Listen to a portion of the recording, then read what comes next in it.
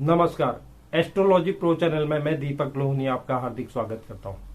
पुनः से आपके साथ एक ज्योतिष के नए विषय के साथ प्रस्तुत हुआ हूं, जिसमें आज मैं आपको बताऊंगा कि हमें लग्न कुंडली के साथ नवांश कुंडली का भी अध्ययन जरूर करना चाहिए। हमारी कुंडली में ग्रह अच्छी स्थिति में होने के बाद भी वह हमें उस प्रकार के परिणाम नहीं दे पाते। इसका कारण क्या है? इसका कारण नवांश कुंडली में उस ग्रह की स्थिति सही ना होना। यह ज्योतिष शास्त्र का एक महत्वपूर्ण विषय है। अगर आप ज्योतिष सीख रहे हैं या सीखना चाहते हैं तो आप लग्न कुंडली के साथ नवांश कुंडली का जरूर अध्ययन कीजिए, जिससे आपको सही परिणामों की प्राप्ति हो। और इसके अलावा आप कमेंट बॉक्स में अपनी बर्थ डिटेल जरूर लिखें।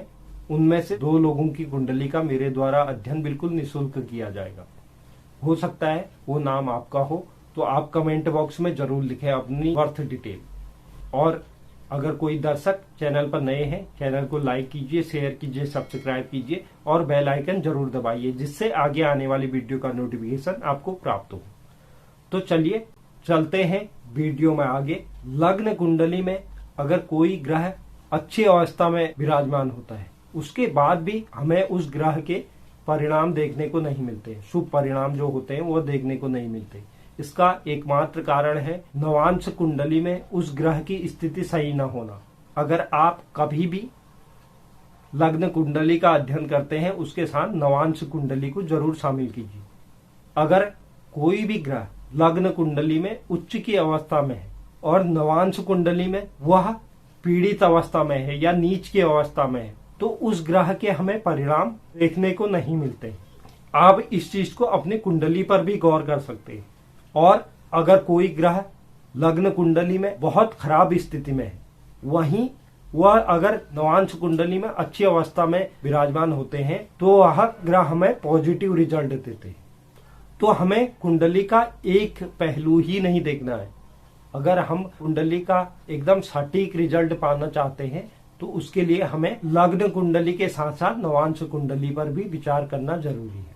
अगर किसी लग्न कुंडली में देवगुरु बृहस्पति वह अपनी स्वराशि में विराजमान है या अपनी उच्च राशि में विराजमान है, लेकिन वहीं अगर नवांश में वह नीच की अवस्था में या पाप ग्रहों के साथ विराजमान है, तो उन देवगुरु बृहस्पति का हमें अच्छे रिजल्ट प्राप्त नहीं होंगे। जो उनके शुभ फल थे वह प्राप्त नहीं होते हैं। इसके अलावा हमें यह भी विचार करना चाहिए कि नवांश कुंडली में जो ग्रह जिस राशि पर बैठा है, लग्न कुंडली में वह राशि किस स्थान में विराजमान है, उस स्थान की क्या स्थिति बनी हुई है, इस पर भी हमें विशेष रूप से ध्यान देना चाहिए। एक बार पुनः से सुनिए। नवांश कुंडली में जो ग्रह जिस राशि पर विराजमान है, उस राशि की लग्न कुंडली में क्या स्थिति है, यह भी देखना अत्यंत आवश्यक है। उससे आप सटीक रिजल्ट के और क्लोज आ जाएंगे, क्योंकि ज्योतिष शास्त्र कोई एक सीमित दायरा नहीं है।